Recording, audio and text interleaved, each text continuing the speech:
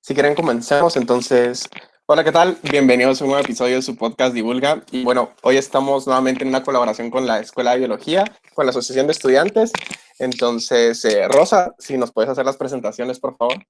Hola, gracias David por el espacio. Este es el tercer episodio en conmemoración de la fundación de la Escuela de Biología y vamos a hablar sobre el recurso hídrico. Entonces, para ello tenemos a dos invitados especiales. El primero es Gerson Ochaeta, que él es biólogo egresado de la USAC. Actualmente tiene una maestría en ciencias en gestión ambiental local por la misma universidad y se encuentra en proceso de defensa de su tesis en una maestría en artes en gerencia pública por el ICAP. Él tiene más de 10 años trabajando en lagos en Guatemala, en un inicio sobre todo describiendo procesos ecológicos asociados al plancton, y ahora se encuentra más enfocado a procesos de gestión del recurso hídrico. Y también tenemos a Francis Santos con la perspectiva estudiantil. Ella es estudiante con pensum cerrado de la licenciatura en biología, tiene interés y estudios en limnología y ha participado en 2 investigaciones DIGI en el lago de Amatitlán y también en 2 expediciones ictiológicas en el norte del país. Actualmente ella es auxiliar de cátedra y también es auxiliar del Laboratorio de Investigaciones Químicas y Ambientales de la USAC. Ok, bueno, entonces, si quieren para iniciar, bueno, ¿qué es esto? Así, vamos a empezar de lo general para llegar a lo más específico. Entonces, para iniciar, pues obviamente, ¿qué sería esto de recurso hídrico acá en Guate y qué variables abarca y cuál ha sido su perspectiva de ambos, por decirlo así? Entonces, no sé si dele, Gerson. Ok, bueno, gracias. Pues primero que nada, gracias por la invitación, David y Rosa. Como egresado de la EBUSAC, pues muy atento a todas las actividades de por estos 50 años de celebración, y hoy me toca estar en Divulga del lado de los que participan y no solo los que escuchan. Así que felicidades, David. Francis, Gracias, qué bueno gracias. poderte saludar y poder compartir contigo en este espacio, ¿no? Muy ameno, muy agradable. Pues el recurso hídrico tal cual, ¿verdad? Hay muchas definiciones en torno a qué nos referimos o a qué llamar recurso hídrico, cómo definirlo. Entonces, básicamente, y lo más común que podemos decir es el agua, ¿no? Es el agua y el agua como un elemento transversal que abarca prácticamente todos los usos o actividades que hacemos como seres humanos. Si pensamos únicamente como individuos, digamos que somos los humanos, sin embargo, pues tiene un componente ecológico muy interesante. Entonces, el recurso hídrico es todas estas actividades, todas estas acciones que están en torno al agua. Y es muy interesante porque, digamos, la perspectiva de nosotros como biólogos nace de tratar de entender este elemento, digamos, como el solvente universal, si lo miramos desde la parte química, como un medio donde vive toda la parte acuática, pero es un elemento necesario que tiene otra congruencia, otro engranaje social. O sea, hay guerras que se han iniciado por el agua, hay situaciones de desnutrición provocadas por la escasez o la calidad de agua. Entonces, el recurso hídrico es un elemento, es el agua, digamos, pero son todos estos elementos asociados al agua, o sea, actividades humanas, sistemas ecológicos que dependen del agua, actividades productivas, industriales, etc. Entonces es interesante abordarlo y hablar de recurso hídrico, que lo vamos a discutir seguramente un poco más adelante. Es necesario hablar de una gestión integral del recurso hídrico. ¿Y qué quiere decir una gestión integral? Pues que tiene muchas aristas y tratar de ser lo más holísticos posible para tratar de abordar este tema. Y si lo queremos hacer, digamos, de una forma integral, no podemos solo sentarnos los biólogos a discutir del agua. La gestión del agua tiene que ser de todos, del campesino, del ama de casa, de la persona, no sea, indiferentemente si es hombre o mujer, que se dedique a crear o a mantener, digamos, el hogar. Tiene que ver también con los productores, con la industria, con ese sector empresarial, y por supuesto tiene que ver con toda la parte de salud pública. O sea, Guatemala es un país que lamentablemente aún hay niños que mueren por una gastroenteritis producto de consumir agua sin un proceso, digamos, de desinfección. Entonces, el hablar de la gestión del agua, del recurso hídrico, siempre debemos de ponerle ese prefijo, gestión integrada del recurso hídrico, porque tenemos que irnos metiendo en la cabeza a los que aún no lo hemos hecho, de que aquí somos todos estamos alrededor del agua y por ende todos debemos de meter mano alrededor del agua. Entonces, digamos, decir qué es recurso hídrico, lo más fácil es decir es el agua. Pero al decir el agua, también debemos de comprender y de saber nosotros todos estos factores y todos estos actores que intrínsecamente están relacionados con el agua. Y si quieren, de una vez, tal vez la pregunta sería antes de profundizar, y si quiere, seguimos con usted, Gerson, antes de pasar a Francis. Por qué estudiar el agua? O sea, ya personalmente, ¿por qué de todo lo que, o sea, han habido aquí biólogos de todo, pero por qué ustedes básicamente se decidieron por el agua? O sea, qué fue esta curiosidad que les llamó y qué experiencia han tenido con esto? Bueno, yo pues, parte de mi vida y toda mi infancia la pasé en la isla de Flores. Yo soy de Petén. Siempre decimos acá que antes de ser guatemaltecos somos peteneros. Entonces yo me crecí en un lago, entonces todas las actividades en torno al lago han estado asociadas, ¿no? O sea, la importancia del lago para nosotros antes o al mismo tiempo, digamos que una importancia ecológica, desde mi perspectiva, hay una importancia muy fuerte social y cultural. Eh, entonces ya en la carrera, ¿no? Y como muchos lo han mencionado aquí, uno a veces tiene nociones de qué quiere hacer en la vida o a qué se quiere dedicar y todo esto van cambiando. Eh, y es algo dinámico, ¿no? No es algo fijo. Entonces ya cuando estaba en alguna etapa de la universidad tuve la oportunidad de trabajar con Boris y Celeste, un par de colegas, en un proyecto en Monterrico de plantas acuáticas en el canal de Chiquimulía.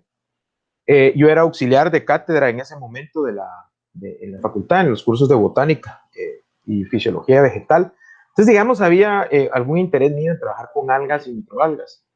Justo cuando yo estoy por salir a mi EPS, siempre quise venir a trabajar a Petén. Tuve la oportunidad de hacer mi EPS en la Autoridad del Lago, acá en Petén, de hecho, donde soy consultor profesional ahorita. Y en ese ínterin logré acceder a un espacio para participar en una expedición que fueron durante varios años, una expedición científica en el lago de Atitlán, comandada por la Universidad de Nevada, Reno, el doctor Sudip Chandra, la doctora Elish Mancoa de la Universidad de UC Davis, y los doctores Dix, obviamente, de la Universidad del Valle. Por ejemplo, estaba Vicky Mosquera en ese momento de la Universidad Rafael Andívar. Entonces tuvimos un entrenamiento de un par de semanas súper extensivo, súper interesante. Conocí a uno de los profesores de autoridad, digamos, en tema de cianobacterias en el mundo. Y este proyecto surgió por el afloramiento de cianobacterias en el 2010. Entonces tuvimos la oportunidad de trabajar y fue donde ahí realmente en un inicio, como bien lo mencionaba Rosa, yo trabajé dinámica. De hecho, mi tesis de grado, yo hice la dinámica espacial y temporal de fitoplancton del agua Atitlán durante un año para tratar de entender cuál era la dinámica en torno a las dominancias, ¿no? O sea, por ejemplo, de grupos de fitoplancton que en una época del año iniciaban las diatomeas, pero posteriormente se disparaban las algas verdes, en una época del año las cianobacterias dominaban. ¿Por qué, por ejemplo, dentro del grupo de las cianobacterias, algunas que fijaban nitrógeno atmosférico eran más exitosas que el nitrógeno que estaba disponible en el lago?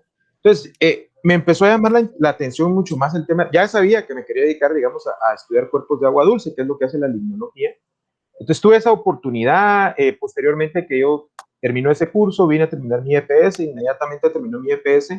Los doctores Dix, principalmente la doctora Margaret Dix, me invitó a unirme al equipo de trabajo de la Universidad del Valle, del campus Atitlán, donde estuve un par de años trabajando. Y logré aprender muchas más cosas. El lago de Atitlán tiene la fortuna de que todo el mundo quiere trabajar en el lago de Atitlán. Hay mucha inversión en el lago de Atitlán en tema de investigación científica. Entonces tuvimos roces con muchos científicos y sin embargo algo que empezó a cambiar, digamos, o a fortalecer mi idea de trabajar en el recurso hídrico fue ese contacto con las comunidades. O sea, íbamos mucho, por ejemplo, a San Juan a la Una. Estuve trabajando con la doctora Beth Frauthner, que hizo una tesis en el lago de Atitlán en torno a cómo se podían comportar los nutrientes limitantes en el lago. Y también hicimos algunas pruebas de filtros, digamos, como el ecofiltro, por ejemplo, qué tan efectivos eran para la remoción de coliformes fecales principalmente y E. coli. Entonces, en ese trabajo y el mismo trabajo de la Universidad del Valle, íbamos mucho a las comunidades, digamos, a hacer educación ambiental. Y me empecé a dar cuenta que en entrevistas que le hacíamos a la gente tenía muchas ideas, digamos, de que ellos podían, por ejemplo, tomar agua del lago y el lago, porque toda la vida lo habían hecho, sus abuelitos lo habían hecho, sus tatarabuelos lo habían hecho. Sin embargo, la densidad poblacional en el lago no era la que hay ahora. La industria turística, por ejemplo, no era lo que era ahora. Entonces, no habían tantas cargas contaminantes al lago. Entonces, aunque la gente quisiera, no está dentro de ellos. Entonces empezó a nacer en mí esa inquietud de querer saber qué era lo que sucedía. O sea, ¿por qué no hay inversión en sistemas de tratamiento de aguas residuales? ¿Por qué no hay una inversión fuerte de los gobiernos municipales o del gobierno central, si cabe el término, en promover políticas públicas, pero accesibles, digamos, a que la gente en vez de tener pozos ciegos, empiece a tener baños pues, decentes, digamos, o dignos, si cabe el término mencionar como lo hacen algunos autores? ¿Qué es lo que pasa, no? Entonces estaba esa parte del sector gobierno, ¿no? ¿Qué hacía el gobierno? Pero si nos vamos al concepto de Estado, dentro del Estado estamos todos nosotros, está la sociedad. Entonces muchas veces nosotros, es que el Estado no nos dice nada, el Estado no nos resuelve la vida. Y no nos estamos dando cuenta que nosotros somos parte del Estado, la población es parte del Estado. Entonces, aprender a diferenciar una parte que es gobierno, que es Estado. Y al final son solo conceptos si lo queremos ver. Pero me empecé a interesar en esa parte de la gestión de los territorios. Entonces, pasé de sentarme en un microscopio, digamos, porque me encantaba ver el plancton, identificar plancton, hacer la taxonomía del plancton, dar una respuesta de por qué aquí está esta especie, por qué allá no, digamos, que es muy interesante, es muy enriquecedora. De hecho, en algún momento ahora, cuando tengo la oportunidad me siento a hacerlo, o cuando, digamos, tengo un estudiante que viene a hacer su tesis ahí en el laboratorio conmigo, pues discutimos y platicamos. Es muy interesante eso. Pero yo me di cuenta que necesitábamos, digamos, los biólogos, digamos, como expertos en tema del enfoque de la vida, digamos, al agua, necesitábamos involucrarnos un poquito en este tema de la gestión para sentarnos con políticos y tomadores de decisiones. Entonces, digamos, el agua me empezó a gustar para ir aterrizando un poquito. Al inicio por esa curiosidad de saber qué pasa en el agua. ¿Qué es eso que no miramos? ¿Qué es lo que hace que el agua pase de estar de un verde claro a un verde oscuro y posteriormente la miremos amarillenta? ¿Por qué en las partes profundas se ve más azul? Digamos, una cuestión netamente química, física, que influyen en lo biológico. Pero conforme me fui más adentrando en el tema del agua, ahora lo que me interesa del agua es cómo podemos hacerla sostenible, cómo podemos cuidar ese recurso que es finito. O sea, todo el agua que está en el planeta Tierra es la misma agua que está. No podemos producir más agua, no estamos obteniendo más agua de ningún lado. O sea, toda el agua que está aquí es la que tenemos.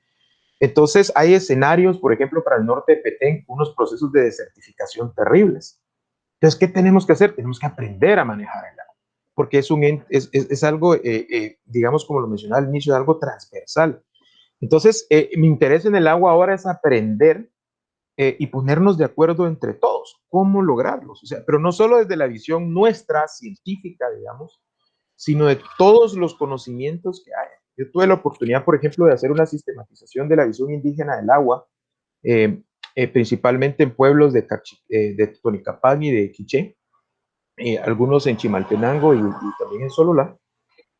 Y era increíble porque están manejando sus bosques hace 400 años de una forma integral, donde ellos hacen aprovechamiento de madera, aprovechamiento de fruto, hacen cacería, tienen sus nacimientos de agua protegidos, etcétera, y bajo la cosmovisión, bajo la ciencia, como ellos le llaman, que es diferente a mi ciencia. Entonces, por ejemplo, lo primero que uno llega, o yo me topé cuando llegué con ellos, es que les dije, miren, pues, ¿ustedes para qué es el agua? El agua es un ente vivo. Entonces, el agua no la maltrato, el agua no la ensucio. Entonces, yo sé que para mí, mi conocimiento, el agua son dos moléculas de hidrógeno, perdón, sí, dos moléculas de hidrógeno y una molécula de agua, ¿no? Esa es la fórmula química del agua y eso es lo que es la molécula del agua y es un ente inerte, pero para ellos no. Entonces, lo primero es, y ellos, por supuesto, tienen sus ecosistemas bien cuidados y funcionan y tendrán sus debilidades, como las muchas fortalezas que tienen, al igual que los modelos que nosotros tenemos, digamos, actualmente. Pero ¿por qué no integrar lo bueno de ello a lo que nosotros hemos hecho? Entonces, eso es parte de lo que ahora me gusta o del por qué yo trabajo con el agua, por qué yo trabajo el recurso hídrico, porque siento que hay una necesidad de hacer sinergias entre todos, entre desde buscar comunicadores que nos ayuden a transmitir por qué es importante cuidar el agua, agrónomos a que empiecen a hacer utilización adecuada del agua, planificadores del territorio a que se tomen en cuenta las necesidades actuales y futuras en torno al agua, biólogos, químicos, acuicultores, etcétera. Pero también está la gente que hace uso del agua que no necesariamente es académica, que sabe un montón, que es ese conocimiento que nosotros nos hemos negado a aceptar que se tiene. Entonces es muy interesante porque nosotros tenemos que abrir y darles apertura a que ellos vengan a mostrarnos y por qué no decirlo, nos vengan a enseñar cómo manejar el agua. Los gestores del agua comunitarios son los mejores que hay.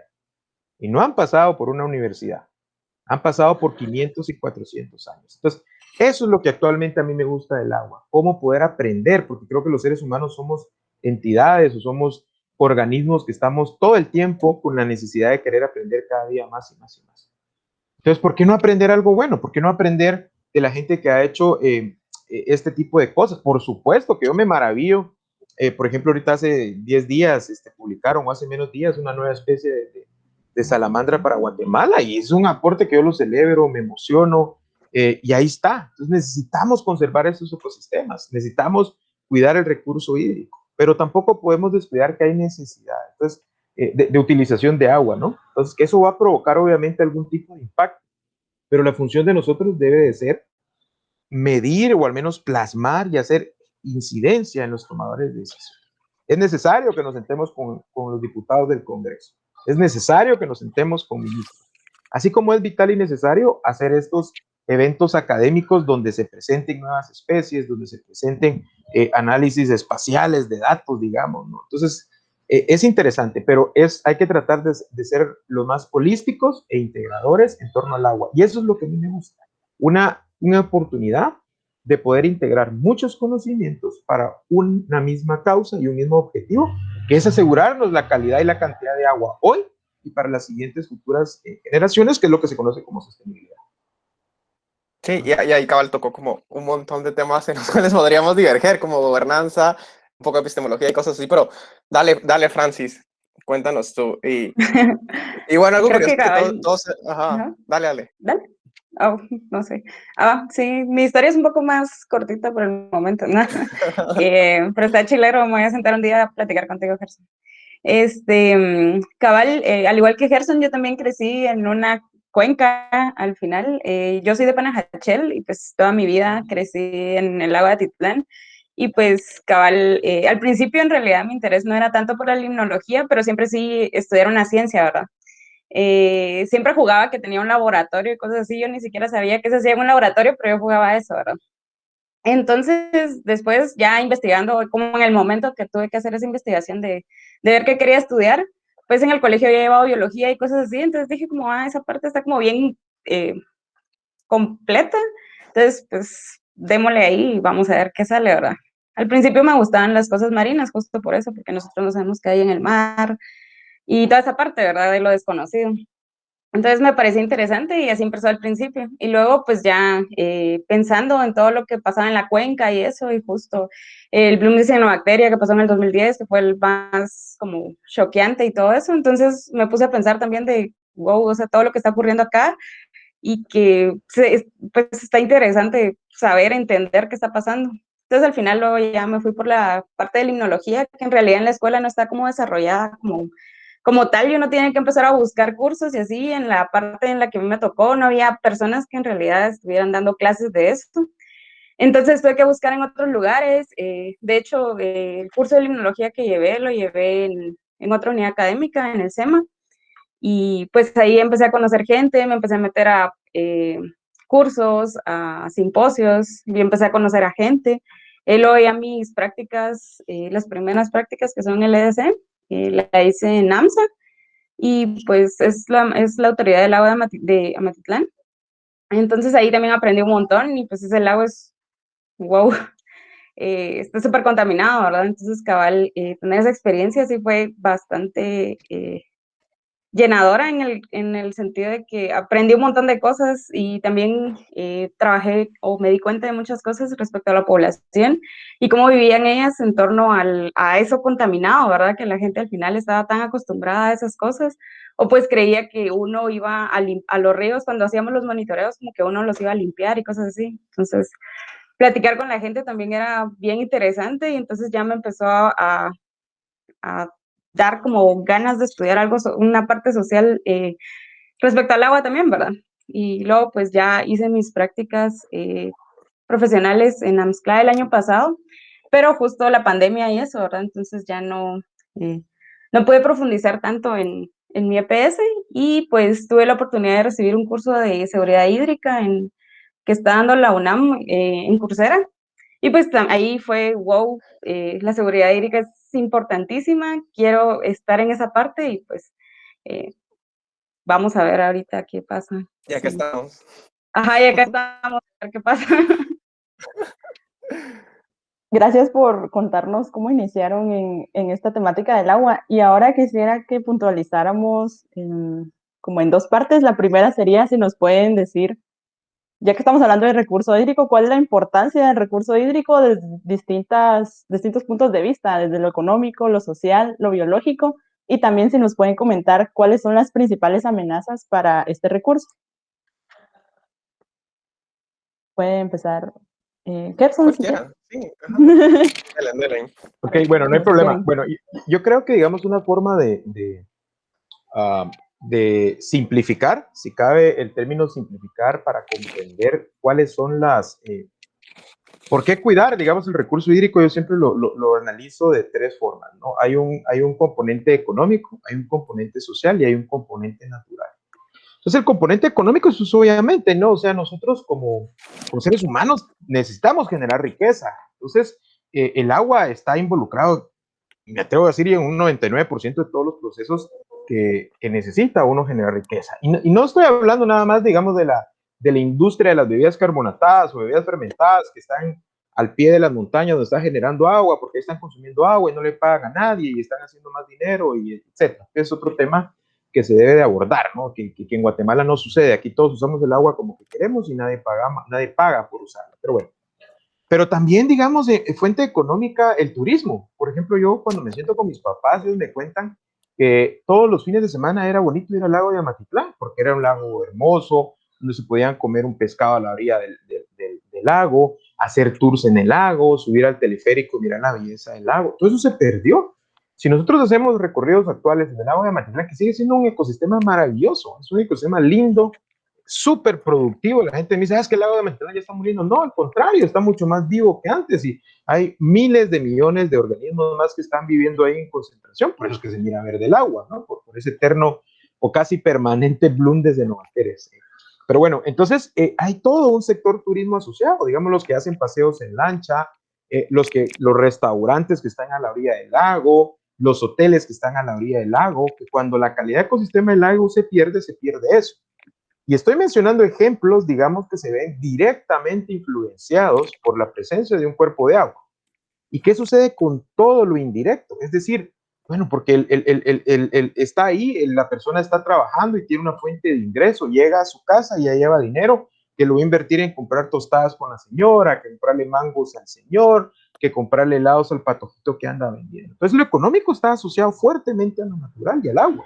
Hay un componente, no solo el industrial, sino hay otros componentes muy importantes. Luego pasamos al componente social.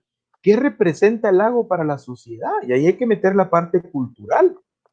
Porque hay mucho conocimiento milenario en Guatemala en torno al agua.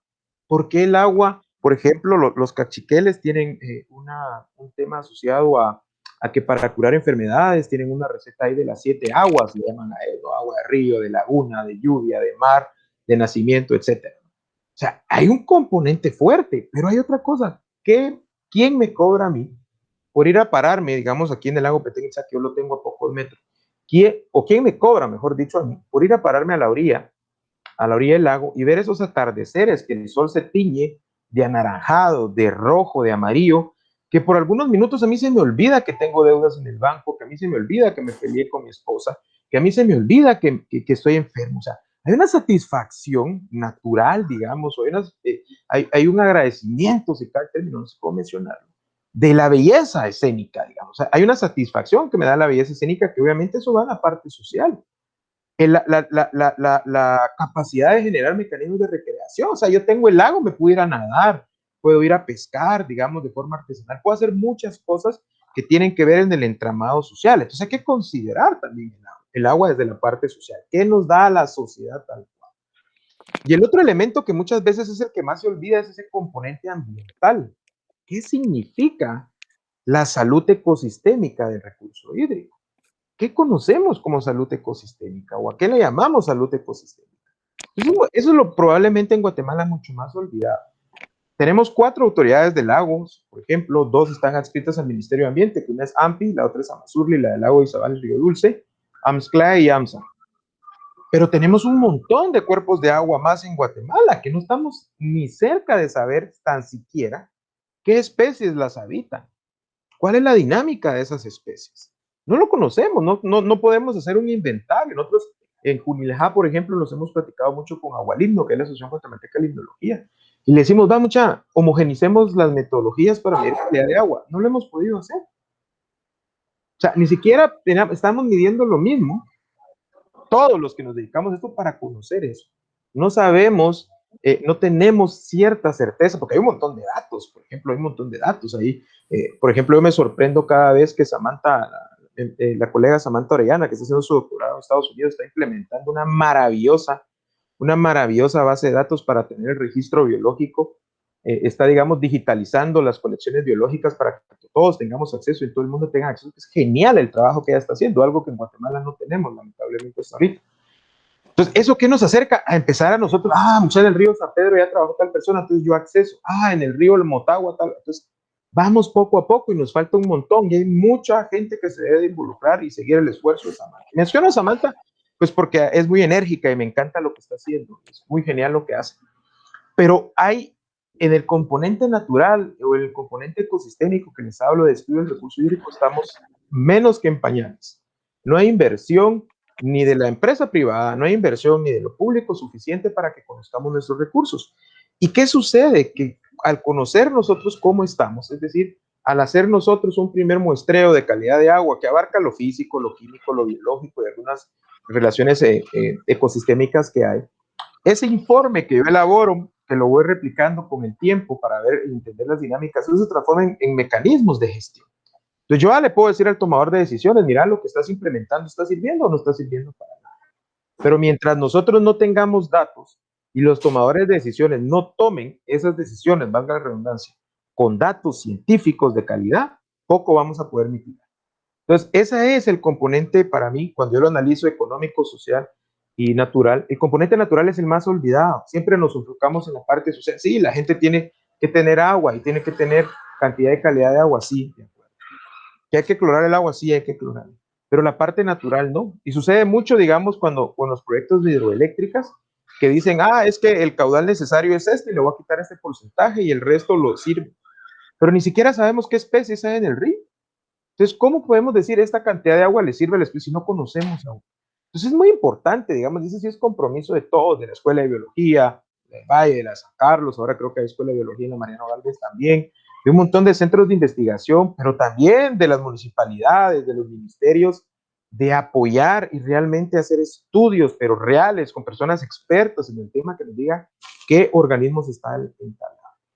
Entonces, conociendo ese análisis que les digo de económico, social y ambiental, ¿qué es lo que nos está afectando? Entonces, hay muchas cosas. Por ejemplo, yo siempre cuando platico con la gente de Amazurli y Izabal, les digo que ellos tienen la mala fortuna que tienen todos los males que pueden tener, porque ellos tienen narcotráfico, tienen monocultivos, monocultivo de palma, monocultivo de banano, plátano, tienen minería, tienen petróleo, tienen conflictividad social, tienen privatizadas un montón de áreas del espejo de agua porque han concedido espacios para jaulas de producciones piscícolas, por ejemplo. Tienen turismo, tienen expansión urbana, tienen todo. Sin embargo, hay 3 cosas en las que afectan, desde mi punto de vista, a los cuerpos de agua mayoritariamente en Guatemala. El no tratamiento de los residuos y desechos sólidos de una forma adecuada. No hay ninguna municipalidad en Guatemala que trate de forma integrada y bien hecha sus residuos. El mayor ejemplo que hay, ¿sí? Y solo si quiere, ahí, ya que mencionó lo de las MUNI, si quiere de una vez podría como tratar el tema de, porque la pregunta que todos siempre se hacen es ¿por qué no tenemos una ley de aguas? O sea, no es un problema del año pasado, es un problema de toda la vida. Entonces, ¿por qué no hay como una ley de aguas formal, por decirlo así? Bueno, ley de aguas, digamos, desde mi punto de vista, es porque no le conviene a los que tienen que tomar la decisión. O sea, si tú vas con la industria, agroindustria, que son los que más utilizan agua, si les vas a hablar de ponerles un contador de agua para medirles el agua que consuman y la pagan por metro cúbico, no van a querer. ¿Y quiénes son los que son los de la agroindustria? Pues son los que jefes y dueños de este país, lamentablemente. Hay que decirlo como es. Entonces, por ejemplo, hace algunos años yo estuve en una actividad comandada ahí por el Observatorio Económico Sostenible de la Universidad del Valle, donde llegó la doctora Colom, que es una de las expertas, Elisa Colom, expertas en tema de agua, de regulaciones. Dice, miren muchachos, hay como 50 propuestas de ley de agua. De hecho, el Observatorio Económico Sostenible está haciendo un ejercicio de 7 ejes mínimos que debe tener el marco regulatorio para poder hacer la ley de agua. Es un trabajo genial donde habla muchas cosas que las otras iniciativas no lo tienen, que por ejemplo la integración, por eso se hizo la sistematización de la visión indígena del agua, para que se pueda incluir ahí. Entonces, ¿por qué no hay agua? Porque a los sectores grandes no les interesa que haya una regulación de agua.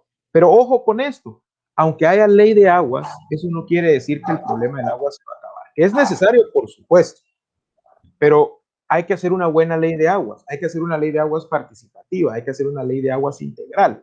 Por ponerles un ejemplo, en México concesionan el agua, está licenciada el agua, y hay más agua licenciada, es decir, que hay sectores que tienen un aprovechamiento de agua mayor que la capacidad de producción que hay en México.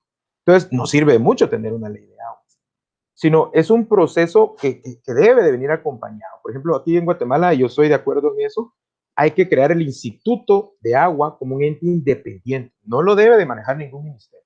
Debe de ser un ente independiente autónomo que regule el agua, los usos del agua, que cobre por el uso y sobre todo que asegure proyectos y programas que hagan sostenible el uso del agua. Eso es muy importante. O sea, por ejemplo, en Corea del Sur, que estuve aprendiendo un poco en Corea del Sur cómo gestionan el agua. Sí, los ministerios gestionan el agua. Y si es un modelo eficiente, ustedes van a ver las plantas de tratamiento, culminan en unos maravillosos jardines acuáticos donde se hace educación ambiental. Y ustedes ven el agua que está saliendo y está más limpia que el agua purificada en botella que consumimos en Guatemala. Pero hay una inversión del gobierno. Hay un pago por el agua del que la usa. Todo el que usa el agua la paga, por usarla y por limpiar. Entonces, regresando al tema de la basura, uno de los problemas es eso, es que no tenemos modelos. Hay esfuerzos muy interesantes, que por ejemplo lo encabezaron en la cuenca del agua Atitlán, que la regulación de plásticos de un solo uso. Y luego siguieron algunos municipios en la capital y hay varios municipios que ya están regulando el uso de plásticos, ¿no? Pero no hemos logrado hacer una formación integral. O sea, no hay un modelo municipal en Guatemala. Hay algunos que se acercan muy interesantemente a cómo lo hacen, pero la gran parte son subsidiados ahora. Los gobiernos municipales subsidian la gestión integrada o la gestión de la basura, digamos, el manejo de la basura. Y no debe ser así. El usuario somos nosotros los que hacemos la basura, nosotros debemos de pagar. Entonces, el otro problema que abarca, digamos, es las aguas residuales. O sea, es evidente el gran problema de aguas residuales que tenemos. En Guatemala aún hay una brecha considerable en acceso de agua potable. Imaginémonos el acceso a tratamientos de aguas residuales.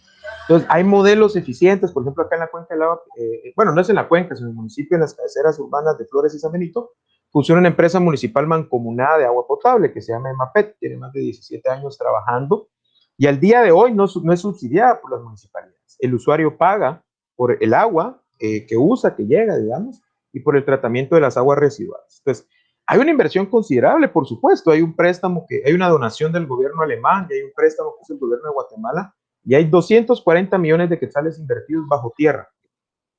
Y ahí están, pero el agua lo agradece, porque no están llegando aguas residuales crudas, se está tratando y funciona de una manera eficiente. ¿Qué sigue ahora? Acá, por ejemplo, pedirle a los alcaldes que sigan incrementando el área de cobertura. Pero a veces a los tomadores de decisiones no les gusta. ¿Y saben por qué? Porque la tubería del drenaje va abajo de la tierra.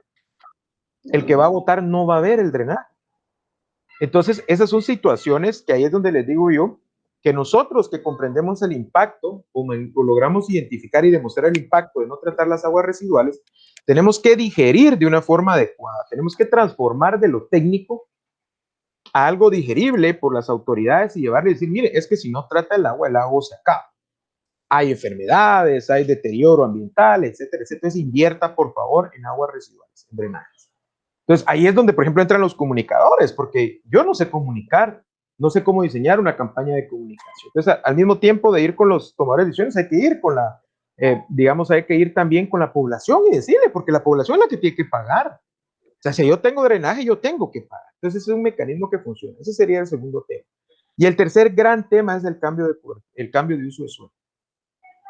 Cada día es evidente cuánto se está perdiendo de cobertura forestal en el país asociados, y hay una correlación, al menos acá en Petén, hay una correlación directa en las hectáreas de bosque que se pierden, se transforman en hectáreas destinadas a actividades agropecuarias, principalmente para la ganadería.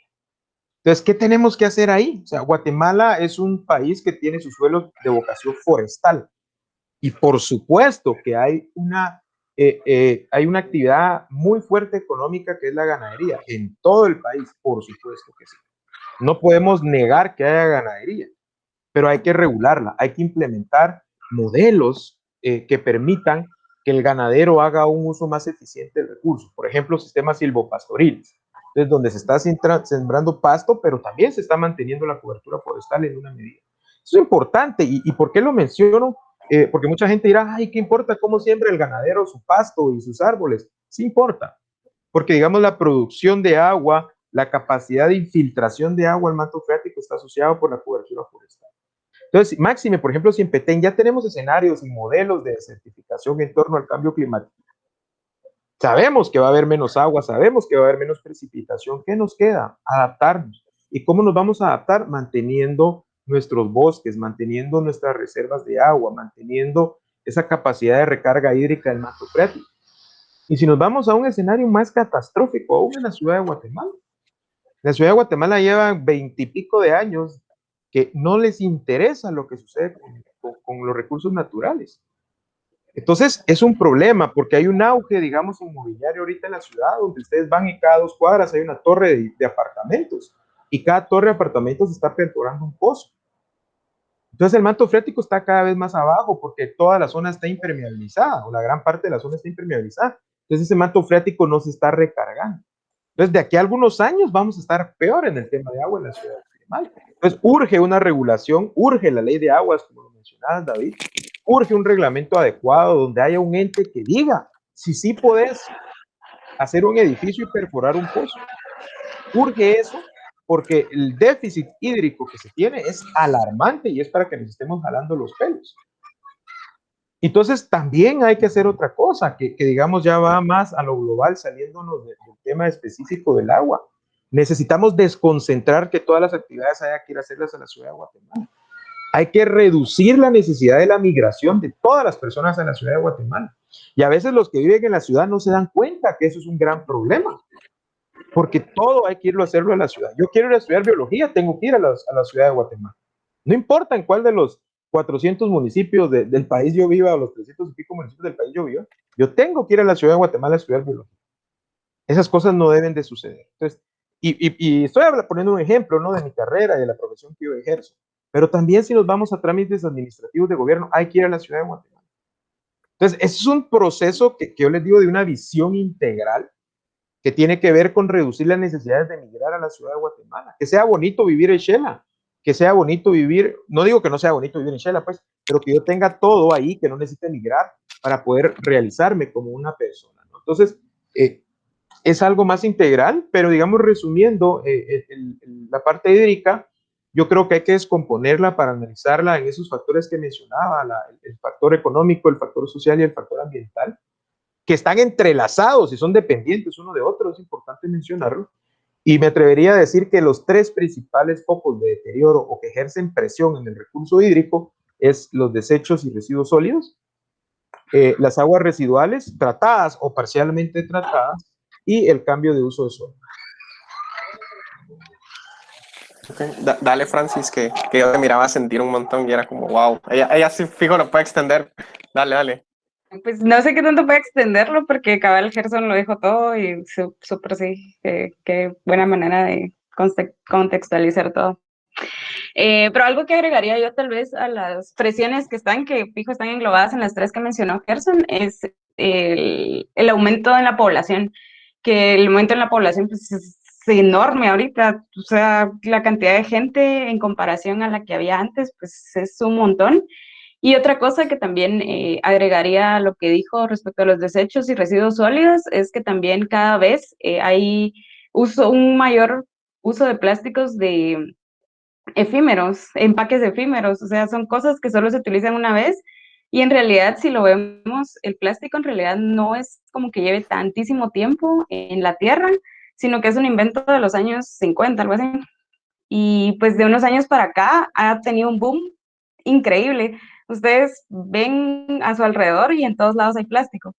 Entonces, pues igual son plásticos que no se pueden tratar o no se tratan aquí, ¿verdad? Entonces van a parar al basurero y como dijo Gerson, en realidad no hay un buen manejo de los desechos. Entonces al final paran ahí y pues nunca se degradan porque en realidad no son biodegradables, entonces solo se vuelven partículas más pequeñas que luego pues son microplásticos que llegan a parar a los lagos, a los peces y a todo el mundo, ¿verdad? Microplásticos hay en todos lados, entonces creo que sí, cabal, el aumento en la población y el aumento en el uso de estos desechables, pues es un grave problema también que ha impactado un montón al recurso hídrico y que al final, pues, no nos estamos dando, o bueno, sí nos estamos dando cuenta, pero en realidad creo que nadie se impacta tanto hasta que ya ve algo como Amatitlán, ¿verdad? Que alguien nos cuenta que, ay, Amatitlán era bonito y de repente, bueno, de repente está verde, ¿verdad? Entonces creo que la gente solo así se impacta ya cuando ve el resultado final, ¿verdad? Entonces, pues eso es lo único que podría agregar. Y tal vez sería como, están siendo ponencias largas, tal vez si fuera, o sea, por ejemplo, decir como, bueno, tenemos que hacer esto porque si no hacemos esto, vamos a terminar así, como, por ejemplo, el Amatlán. Sin embargo, si lo hacemos, podemos lograr esto, o sea, decir como qué tenemos que hacer y si no hacemos eso, ¿a dónde vamos a llegar? Entonces es como sacar el tema de posibles soluciones y posibles casos caóticos si no hacemos algo ahorita, por decirlo así. Bueno, yo creo que por el ejemplo con el que más he estado familiarizada es con Atitlán, y pues creo que de las cosas que son importantes que se tienen que tomar es justo lo de tratamiento de aguas residuales. Hay menos del 50% de las aguas residuales se tratan y hay 2 ríos que llegan con aguas crudas al lago, entonces no se tienen tratamientos de aguas y al final pues hay plantas de tratamiento que no reciben mantenimiento, al final solo se hacen y luego pues funcionan un par de años o algo así y luego dejan de funcionar o pues cabal como no se les da un mantenimiento adecuado, pues el tratamiento al final no es eficiente. Entonces, pues prácticamente da lo mismo, ¿verdad? No se están tratando eficientemente las aguas residuales y pues van a parar crudas al lago y pues esto aporta nutrientes y pues se alimentan las cianobacterias y eso es lo que hace que luego hayan los blooms estos, ¿verdad? Otra cosa también el tratamiento de desechos sólidos, que lo que pasa es que todos los desechos y los residuos pues no reciben un tratamiento y se van a tirar a lugares como barrancos o terrenos, ¿verdad? Y en realidad pues solo están ahí acumulándose y pues no ocurre nada. Entonces eso es al final. También hay personas que tampoco tienen acceso a estos trenes de aseo ni nada. Entonces lo que hacen es tirar la basura a los barrancos. Hay un montón de basureros clandestinos que igual cuando hay lluvias y todo eso, pues son arrastrados y llegan a parar a ríos o directamente al lago, ¿verdad? Entonces, pues cuando hay tormentas o es la época lluviosa, podemos ver justo que hay lugares en donde se empiezan a acumular estos desechos y pues ahí pasan hasta que pues, se degradan o no sé qué pasa con ellos o alguien tal vez sí los saca, pero en realidad pues llegan a este mismo destino de ir a parar a un basurero en donde no son tratados en realidad. Entonces, creo que eso para la parte de Atitlán es importante pues tomar acciones con respecto a esos dos. Y también, bueno, sí, creo que esas dos partes. Y pongamos para el lado de Petén, que es como donde está ahorita Gerson trabajando, ¿qué perspectiva tiene de ahí? Bueno, yo creo y estoy convencido de que, digamos, el primer paso que hay que dar es involucrarnos. O sea, tenemos que involucrarnos, o sea, a todo nivel. O sea, ¿cómo planifican, digamos, la implementación de proyectos, por ejemplo, de saneamiento ambiental, de introducción de agua potable, de basura? Son consensuados en los comudes, digamos, propuestas que vienen a partir de los COCODES, que son los comités comunitarios de desarrollo, ¿no? Que es la parte más baja. Entonces, tenemos que involucrarnos porque si yo estoy viendo que tengo un problema de basura, yo le tengo que ir a pedir a mi autoridad que haga inversión y planificación en torno a la basura, etcétera, etcétera. Entonces, sí, por supuesto, aquí en Petén hay que seguir creciendo en implementación de sistemas de tratamiento de aguas residuales que ya se están haciendo. Hay muchos municipios que ya están construyendo sus plantas. que se está, algunos alcaldes, digamos, ya, o corporaciones municipales, mejor dicho, ya se dieron cuenta de que sí es una necesidad, de que sí lo tenemos que hacer. Entonces están trabajando ya, por ejemplo, por mencionar acá en la cuenca del lago Pitenguexá, ya hay un municipio que ya tiene una planta de tratamiento para desechos y residuos sólidos, que ya llevan 2 años haciendo educación ambiental para que la gente separe su basura. Hay otros 2 municipios que están terminando su caracterización y su diseño, digamos, del sistema de tratamiento para la basura. Hay programas que, aunque tienen sus deficiencias, la ley pro bosques, algunos PIMPET, etcétera, o sea, sí hay, sí se está haciendo y hay cosas que de repente nosotros lo miramos, pero solo es un pasito, pero bueno, o sea, es peor a no tener nada, o sea, granito a granito, pero hay que hacerlo. Y mira, David, mencionas algo importante, la industria es la primera que hay que sentar en la mesa. La industria es la primerita que tiene que estar ahí. Pero hay que pedirle a la industria que realmente sus palabras sean consecuentes como lo hacen. Por ejemplo, los azucareros de la costa del sur, no basta con que tengan una parte de su dinero y lo donen a hacer investigación en el propio instituto que ellos tienen para ver la parte del cambio climático. Si están desviando ríos, si están haciendo cosas que para la época seca ellos tengan agua con sus diques, pero para la época lluviosa todo el pueblo, digamos que está a la orilla del mar, en la costa se va a inundar porque están construyendo diques ahora para que la inundación no les afecte a ellos y a ellos sí. O sea, tienen que ser consecuentes, está bien, cuidemos si ellos necesitan el agua como bien lo mencionas. No le podemos pedir a la industria palmera que deforeste y haga tal arrasa de las grandes hectáreas que tienen de cultivos y que después van a dar un pequeño incentivo para la conservación del recurso. O sea, no, tiene que ser consecuente. O sea, todos tenemos, los sistemas naturales tienen ciertos límites de donde está su capacidad de resiliencia, toda la parte que pueden absorber los sistemas en sí.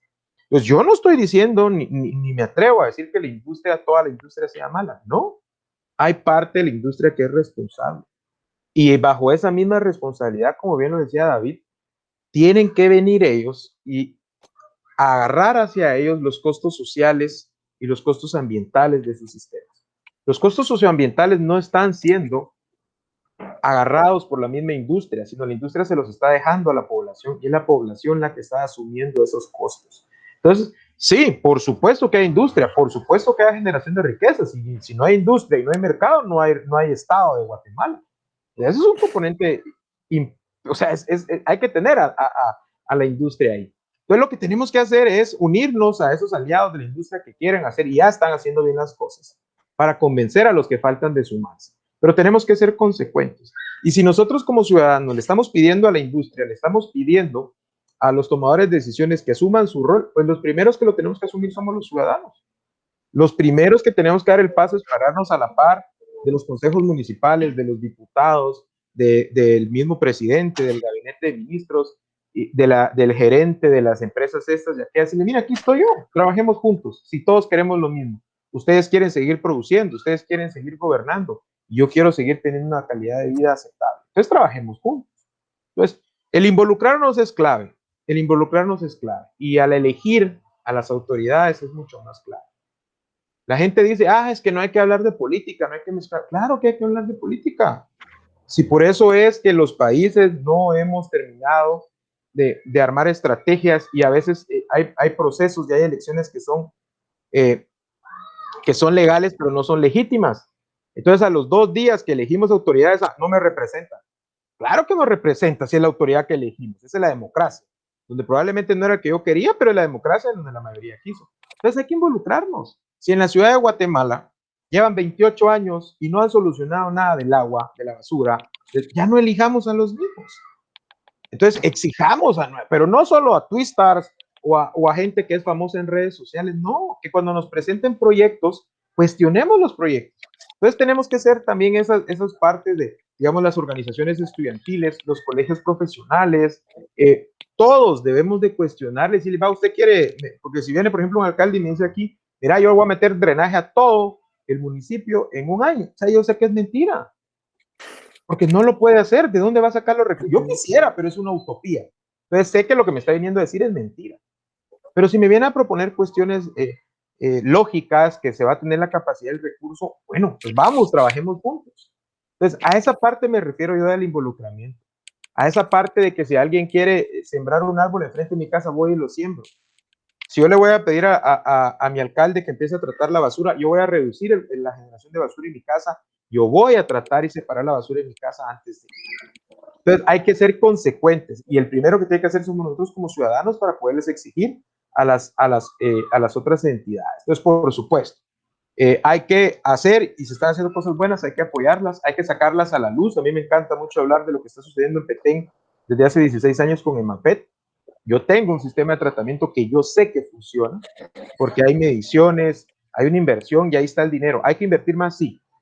Yo estoy contento de que aquí las autoridades estén haciendo sus estudios para la caracterización de los desechos y residuos sólidos para implementar proyectos. Genial. Que cada día las autoridades están buscando más mecanismos de incentivos para que la gente tenga sus árboles. Genial. Entonces, sí hay cosas buenas que hay que decir que se están haciendo bien, pero también hay que decir cosas malas. Y también hay que tener esa madurez de que cuando nos digan, mira, estás haciendo esto mal, pues no lo agarremos como un tema personal, sino que busquemos la solución. Tenemos que integrar a los sectores, la industria es clave. Si no metemos a la industria en el tema ambiental, nunca va a pasar nada. Los tenemos que sentar en la misma mesa. Y yo creo que hay que involucrarnos. Tenemos que quitarnos esa apatía de solo estar tuiteando, de estar diciendo en Facebook cosas, sino tenemos que hacer las cosas, que hacerlas bien. Y aprender también a que todos tenemos que crear, o todos tenemos la capacidad de creer y analizar las cosas de diferente perspectiva. Eso es válido. Pero tenemos que buscar esas sinergias donde lo que creamos y pensemos tengan un mismo punto. Y ese punto es el que nos va a unir y es el que nos va a permitir construir a todos. Gracias. Ahorita que dieron los ejemplos y mencionaron sobre las acciones como personas individuales, quisiera que tocáramos el tema de, bueno, ¿y cuál es nuestro papel como biólogos en cuanto a la gestión del recurso hídrico? Y también si nos pueden contar desde su experiencia cómo está la Escuela de Biología en este tema. Ya Francis nos mencionaba un poco, pero no sé si nos pueden ampliar.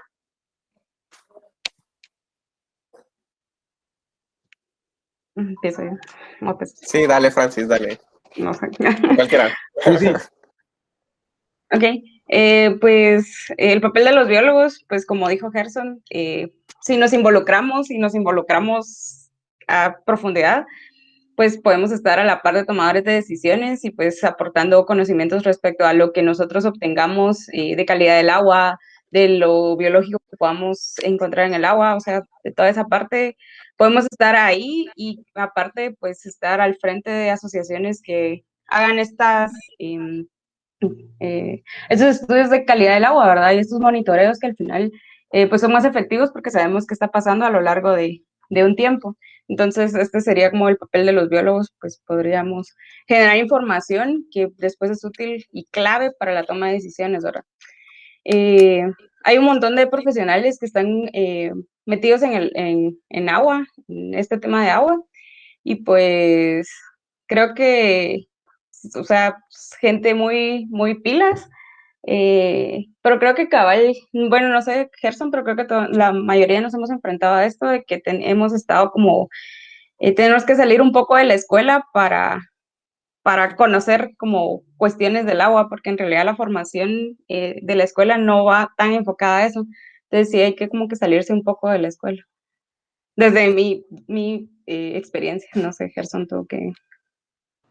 Bueno, en torno a la escuela, no sé qué tanta oferta haya, por ejemplo, en los cursos de formación profesional, que son los que están fuera de Pensum. Ahora, en torno a algún curso relacionado con la limnología. Cuando yo estuve no había ninguno. Al igual como decía Francis, en la EUCAC, lamentablemente no hay un curso o no hay una opción que uno pueda acceder a algún curso de formación de temas de estudiar agua. Pero también hay que entender y comprender que la biología es una ciencia tan extensa, es una ciencia que tiene una gran cantidad de ramas y, por ejemplo, sé que es difícil que haya alguien, un biólogo que esté ejerciendo en una cuestión específica, digamos, en Guatemala o fuera de allá, les puedo decir. Por ejemplo, Renato, que estuvo hace unos días acá con ustedes, en la Escuela de Biología no hay un curso de herpetología, digamos, o taxicología, ¿no? Él tuvo que salir. Hace unos meses que entrevistaron por ejemplo, a la doctora Andrea Cabrera, que ella les decía que tampoco, o sea, que ella tuvo que salir a estudiar cuestiones de genética. Es así, digamos, es difícil y todos quisieran. Yo hubiera querido tener 3, 4 cursos específicos de limnología, que es a lo que me dedico, pero no se puede, porque digamos la carrera es tan amplia y no se tiene. Entonces, lo que sí, que ahora en los últimos años sí se ha dado, por ejemplo, con la formación de Agualimno, que es la Asociación Guatemalteca de Limnología, otras redes, como por ejemplo nosotros en Cuninja, que lo que queremos es pues formarnos entre todos nosotros y decir, ah, mira, tal persona es experta en tal tema, tal persona te puede ayudar aquí, mira, aplica esta beca para irte a estudiar X tema, te ayudo. Entonces, eso, digamos, los biólogos de ahora, al menos, bueno, no, yo con todos los biólogos tengo esa relación, que somos muy dados a podernos apoyar y nos apoyamos constantemente entre nosotros y nos enseñamos. Y no digo que con otras carreras seamos diferentes, sino porque la pregunta es específica en biología. Entiendo que, digamos, por ejemplo, en la del Valle sí hay opción de acceder a cursos de agua, pero bueno, desconozco ahorita cómo está el tema. Pero digamos, eso sucede en la escuela de biología, pero pues, hasta cierto punto yo lo entiendo, ¿no? Es una formación básica, digamos, que puede ser tan general y no tenemos esa oportunidad de especializarnos en algunos temas, ¿no? Pero que pudiera suceder. ¿Y cuál es el rol del biólogo en el tema de la gestión del agua? Es clave porque, digamos, a nosotros nos enseñan, yo me atrevo a decir que los biólogos nos enseñan a cuestionarnos todo.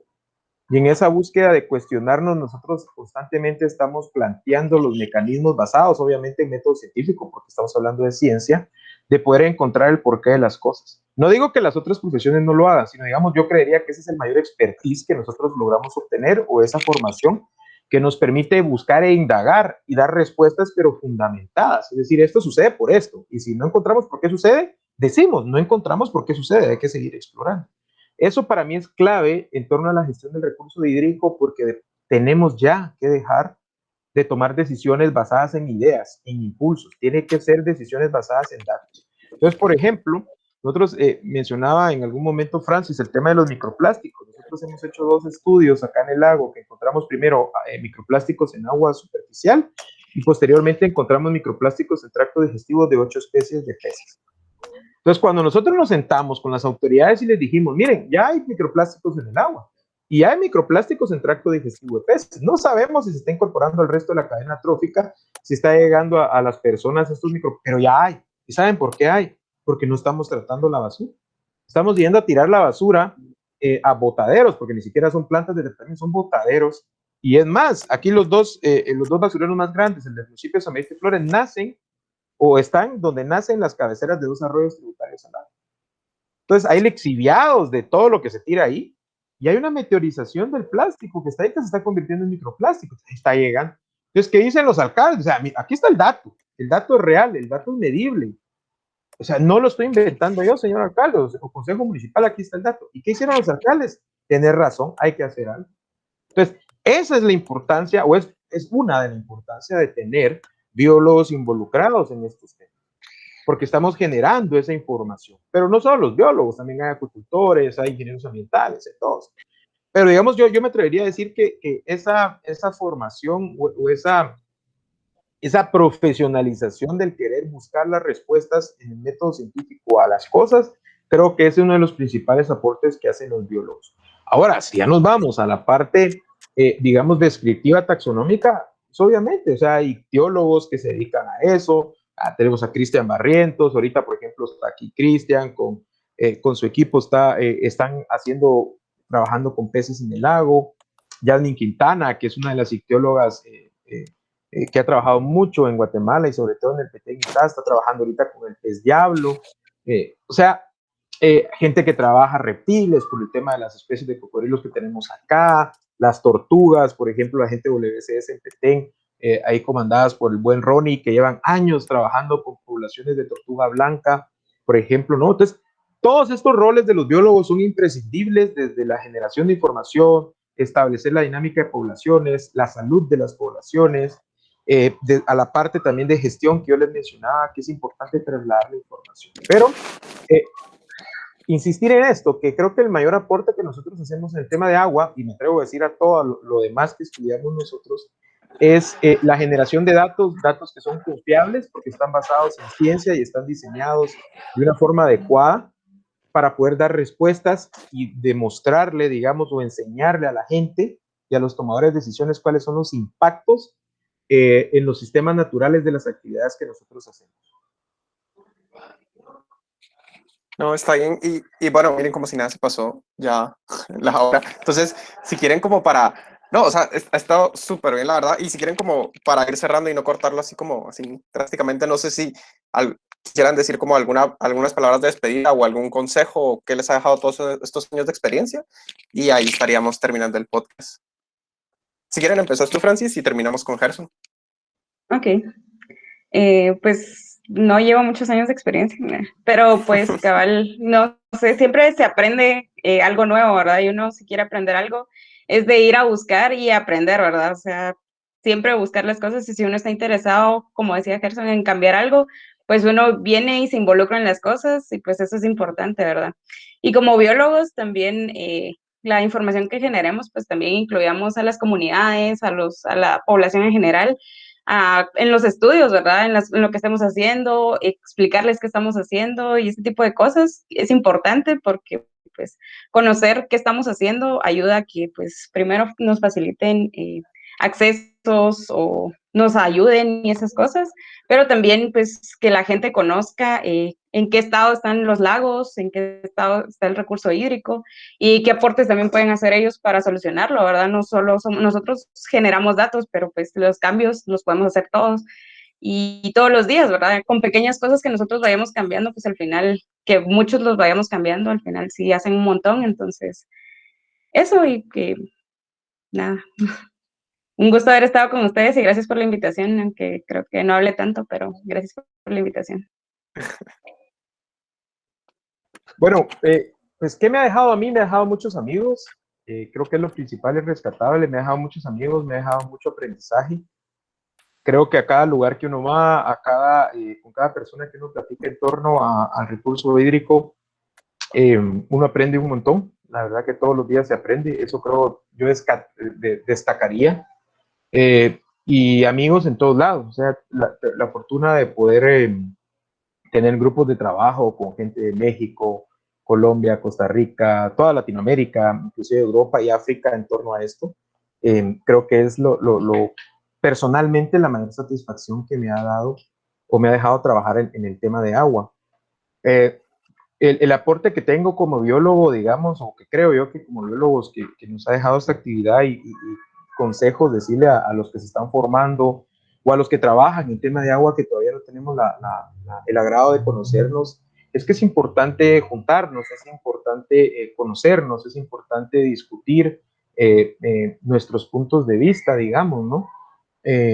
Y no importa la profesión que sea, o sea repito, mencionarles que en Culijá habemos biólogos, pero hay ingenieros forestales, hay ingenieros agroforestales, mejor dicho, hay químicos, por ejemplo, hay acuicultores, nos está apoyando ahorita una persona que es abogada, y hay otras agrupaciones que trabajan en el tema de agua que son multidisciplinarias, que eso es fundamental. O sea, yo no puedo resolver un problema si solo lo veo con los ojos de un biólogo. Necesitamos también aprender a trabajar en equipo y a lo que se dediquen. Así que a los biólogos en formación, que nos escuchen y todo, el trabajo en equipo es muy importante. El aprender a escuchar es muy importante. Entonces busquen formarse, no se desanimen, hay formas, hay becas para ir a aprender muchas cosas, cursos cortos, en línea. Las personas que trabajan agua conocen a quién pueden llamar, pero hay que involucrarnos. Hay que involucrarnos, hay que meternos y hay que participar. Y sobre todo, no se les olvide que yo rescato algo de lo que decía Francis, que me llamó mucho la atención. Como sancarlistas tenemos el eslogan, digamos, de ir y enseñar a todos. Entonces, a ese todos no es solo ir a hablar entre científicos, no es solo reunirnos y hablar entre biólogos. Ese todos principalmente es ese segmento de la población que no tiene acceso al Internet, que no tiene acceso a leer artículos científicos, que no tiene acceso a ir a simposios académicos. Es ahí donde debemos de tratar de llegar, pero no llegar como que le estamos hablando a técnicos, porque obviamente ellos no tienen esa formación, sino tenemos que hacer una traducción del mensaje y lograr esa comunicación. Y si no nos enseñaron a comunicar, no quiere decir que no podamos comunicar. Hay un montón de gente que se dedica a la comunicación, que si nosotros vamos y nos sentamos con ellos, ellos nos ayudan a transformar la información para llegar a un mensaje o dar un mensaje, mejor dicho, para un segmento específico. Entonces, hay que invitarnos, hay que hacer las cosas, hay que participar, hay que preguntar, hay que cuestionarnos, pero sobre todo hay que sumar, ¿no? Entonces, yo creo que es mi última intervención, pues les quiero agradecer por el espacio y cuando quieran que platiquemos de estos temas, pues con mucho gusto para poder participar. No, gracias. Y la verdad es que sí, este tema está como súper grande para profundizar y más que Guate, que en teoría tenemos muchos recursos en comparación a otros países y está mal usado. Pero bueno, por cuestiones de tiempo, ese sería el podcast y de verdad, gracias a los dos por pasarse por acá. Y no sé si quisiera cerrar, Rosa. Solamente agradecerles por el tiempo y como los anteriores podcasts estuvieron bien interesantes. Estoy segura que los que nos están escuchando aprenderán mucho. Entonces, gracias a ti también, David. No, bueno, gracias y bueno, nos vemos la próxima semana y